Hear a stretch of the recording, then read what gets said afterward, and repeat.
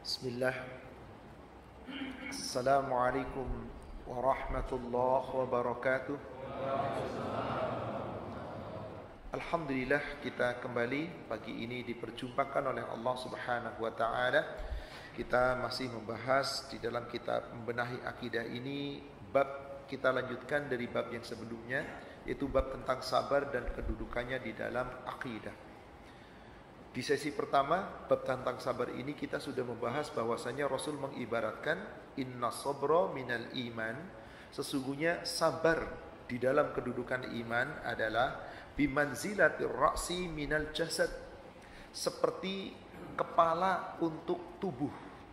Tubuh nggak ada kepalanya, mati Pak, sia-sia Pak. Maka iman tidak dengan kesabaran, mati imannya. Iman tidak dengan kesabaran, tidak ada gunanya. Ketika Rasulullah mengatakan itu, kemudian beliau tsumma rafa'a sautah. Beliau mengangkat suaranya. Beliau mengingatkan sahabat dengan suara yang cukup keras. Ala innahu la imana liman la sabaralah. Ketahuilah, sesungguhnya tidak sempurna iman kalian jika tidak dibarengi dengan sabar. Dan ini sudah kita bahas di pertemuan sebelumnya.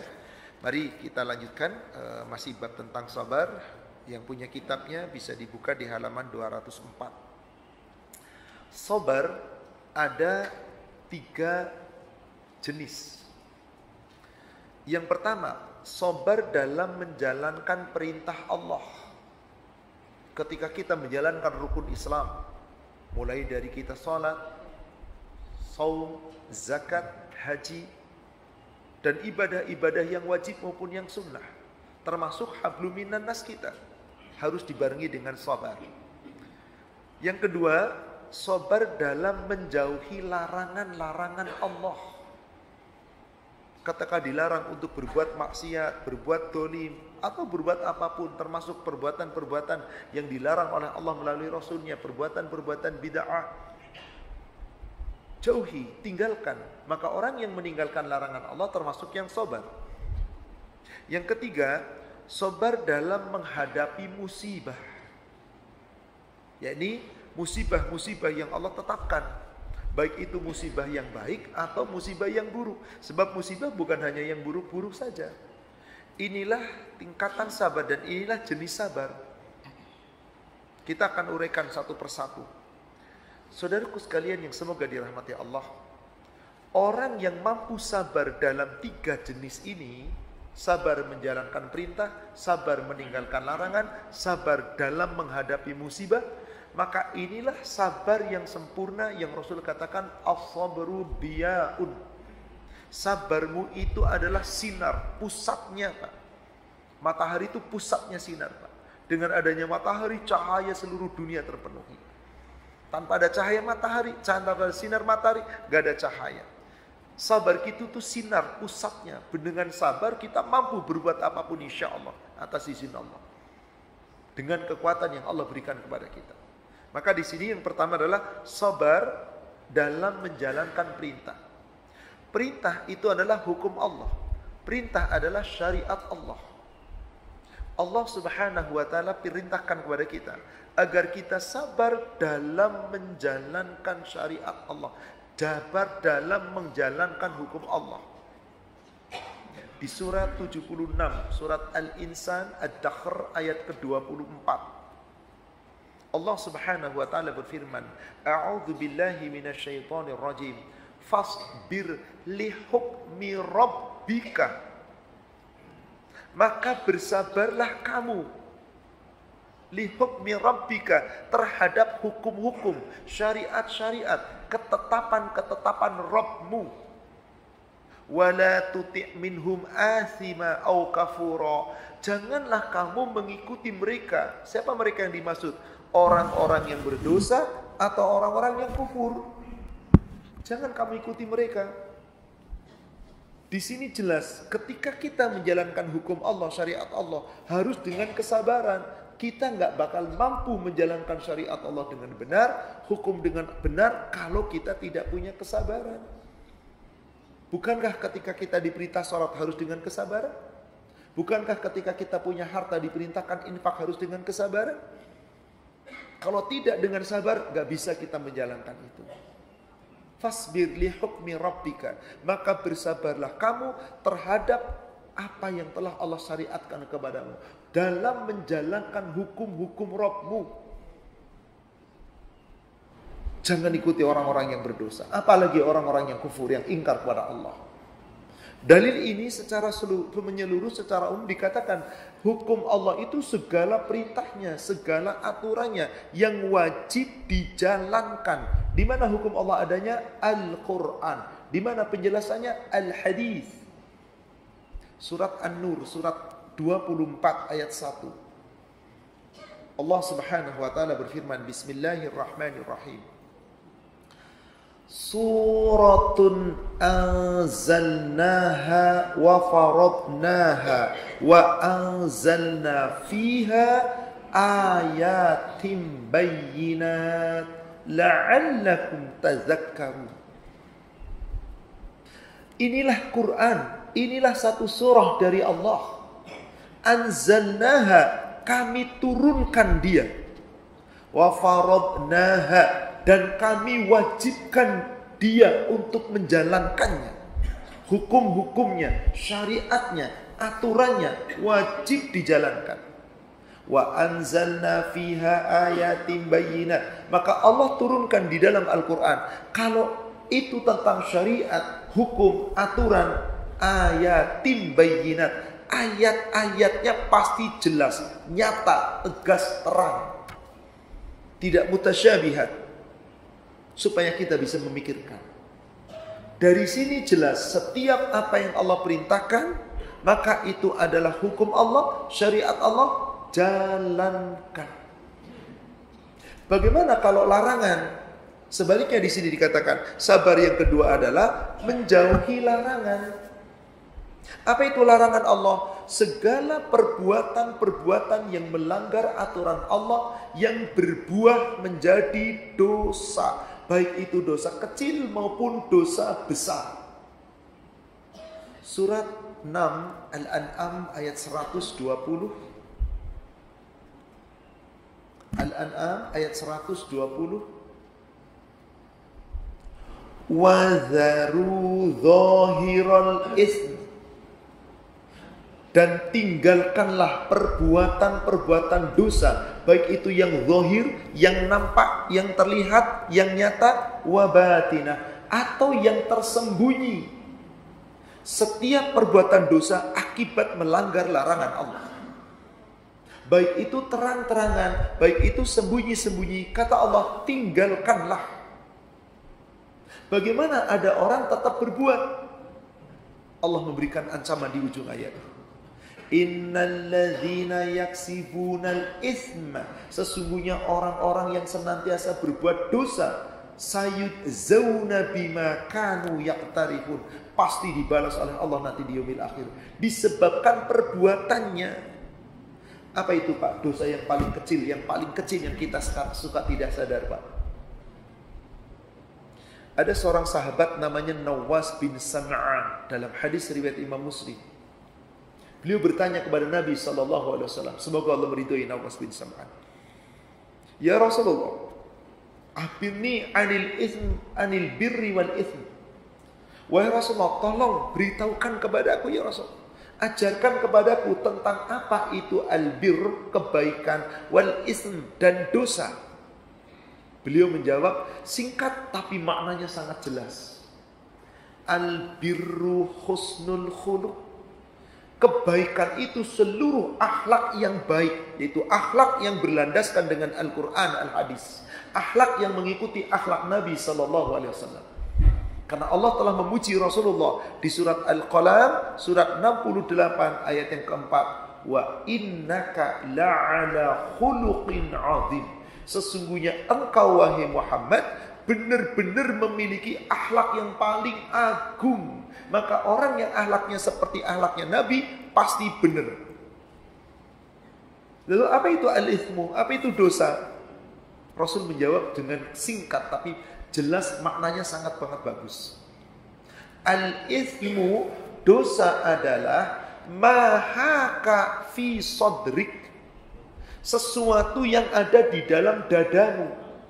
Wa qarihtu ayyaqali'a 'alaihin nas, dan kamu tidak mau di dalam dadamu, isi hatimu diketahui orang. Itu sudah dosa, Pak. Itu sudah dosa. Ini paling kecil, Pak. Gimana yang terucap, gimana yang diperbuat, isi hati sudah jadi dosa. Apa contohnya, Pak? Su'uzon, hasad, iri, dengki, riya, tersimpan di sini, Pak. Nggak mau orang lain tahu isi hati kita. Itu saja dari dosa. Maaf, contoh sederhana lah, contoh sederhana. Suami istri jalan bareng, Pak. Lalu ada perempuan cantik yang auratnya sedikit terbuka, Pak. Saya ingin tanya nih para suami, banyakkan suami ini.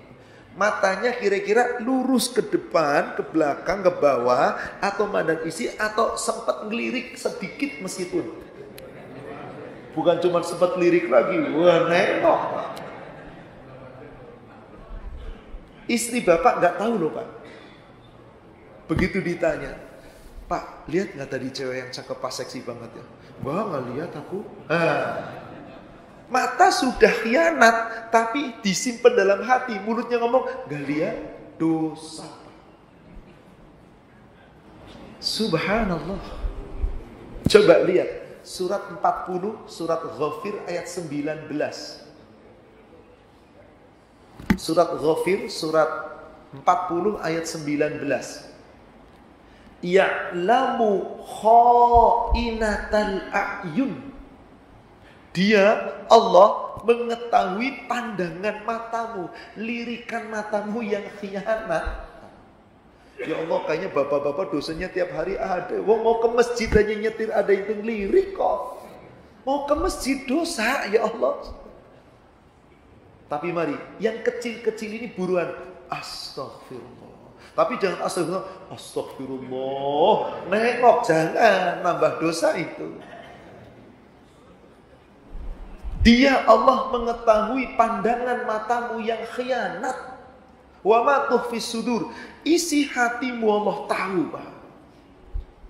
Maka semua yang dilarang oleh Allah dilanggar, itu menjadi dosa. Berarti dalam urusan perbuatan dosa kita pun harus sabar. Jangan berbuat.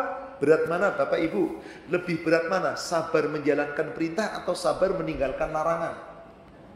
Bagi orang yang sudah biasa jalankan perintah, sabar insya Allah. Tapi meninggalkan larangan berat banget. Nih ada namanya gadget, Pak. Bapak datang ke maksiat itu datang loh ini, Pak. Bukan dia yang datang, Bapak datangi, Pak. Wong lagi dengerin ngaji, kadang-kadang muncul iklan aneh Pak yang muncul. Bener apa bener? Subhanallah. Kalau tidak sabar, kira-kira gimana? Ya hayo berselancar di media sosial. Innalillahi wa inna ilaihi raji'un. Ini racunnya luar biasa, Pak. Wanita-wanita muslimah yang mengaku solihah pada pamer aurat di sini, Pak. Laki-lakinya nggak suka, nggak kalau laki-laki nggak pamer aurat, tapi pamer kebaikan, Pak. Beramal baikan dipuji. Nih gue biar dilihat orang saya itu bantu baik hati. Ya Allah, pamer dosa lagi. Jadi manfaatnya banyak, dosanya ternyata juga lebih bersabar. Kalau kita nggak sabar nggak bisa. Yang ketiga, sabar dalam menghadapi musibah. Kenapa? Karena setiap musibah itu sudah ditetapkan oleh Allah. Di sini penulis menyitir ayat Al-Quran surat At-Taghabun, surat 64 ayat 11. Allah Subhanahu wa ta'ala berfirman, surat At-Taghabun surat 64 ayat 11. Ma asaba min musibatin illa biiznillah. Tidak ada satupun musibah yang menimpa seseorang, apapun bentuk musibahnya, illa biiznillah, melainkan musibah itu terjadi atas izin Allah. Wa may yu'min billah yahdi qalbah. Barang siapa yang tertimpa musibah tetap beriman kepada Allah, yahdi qalbah, Allah akan berikan petunjuk ke dalam dadanya. Allah berikan petunjuk ke dalam hatinya. Orang yang terkena musibah tetap beriman, insya Allah orang ini sukses Pak.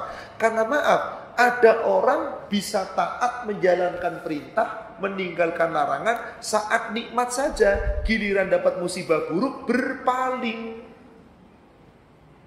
Kalau lagi nikmat Pak, dapat rezeki banyak, badannya sehat, nikmat keluarganya, pokoknya lagi enak. Wih, rajin ngaji, rajin sholat, rajin, serba rajin ibadahnya. Ditimpa musibah keburukan, mulai mikir, kok saya udah hijrah rajin gini tetap kena sial gini ya. Percumalah ngaji, buktinya susah begini. Dulu waktu belum rajin-rajin amat ngaji, hidup saya nikmat. Rajin sholat, rajin ngaji, kenapa jadi makin susah? Percuma, gak usah ngaji lah, gak usah sholat lah. Ada orang begitu gak Pak? Allah firmankan ada kok. Di surat 22, surat Al-Hajj ayat 11. Surat 22 ayat 11 Allah berfirman, "Wa minan nas may ya'budullaha 'ala harfin." Dan di antara manusia ada yang dia menyembah Allah di ibadah, walau sabar dalam ibadah, tapi imannya tidak kokoh. Ada harfin, di tepi, di pinggir, tidak kokoh di tengah-tengah. Lalu bagaimana keadaan mereka? Idza asabahu hasanatun, apabila ditimpakan kepadanya suatu kebaikan, musibah yang baik, atma'anna, dia tetap tenang, dia tetap tumaknina, dia tetap tenang menghadapi masalah. Ibadahnya terus dijalankan. Kenapa? Karena musibahnya wa in asabathu fitnatun, tapi ketika Allah timpakan kepadanya fitnah, cobaan, kesulitan, kesusahan, apa yang terjadi Pak? Anqalaba ala wajhi, dia berpaling wajahnya ke belakang, dia palingkan wajahnya, dia tidak lagi mengingat Allah, tidak lagi menyembah Allah, dia tinggalkan Allah. Orang seperti ini rugi atau rugi sekali Pak? Allah rugi nggak ketika ada hambanya yang berpaling dari Allah? Kalau saya ibaratkan begini, bapak-bapak adalah bos, pemilik perusahaan, punya karyawan 100 orang Pak. Di antara 100 orang ada 50 orang karyawan yang nuntut gaji bapak nggak berikan, nggak dipenuhi. Lalu ngambek, kemudian apa? Dia mogok kerja. Saya tanya, siapa yang rugi Pak? Karyawan atau bapak sebagai pemilik perusahaan? Dua-duanya. Saya tanya, siapa yang paling rugi? Bapak gak punya karyawan, mana maju perusahaan. Bapak bisa ngecem, awas kalian semua demo, saya pecat. Pecat aja Pak, giliran dipecat membleh Bapak. Siapa yang mau kerja? Cari karyawan lagi, bisa secepat itu? Bisa lebih bagus? Habluminan nas, ada untung, ada rugi. Ada manusia ngambek, gak mau ibadah kepada Allah. Allah rugi gak Pak? Yang rugi siapa? Itu kata Allah, khosirat dunya wal akhirah. Orang itu meninggalkan Allah, gak sabar lagi dalam ibadah karena ditimpa musibah yang buruk. Maka orang itu rugi dunia akhirat Pak. Dzalika huwal khusranul mubin. Itu orang yang paling nyata ruginya. Assalamualaikum warahmatullahi wabarakatuh.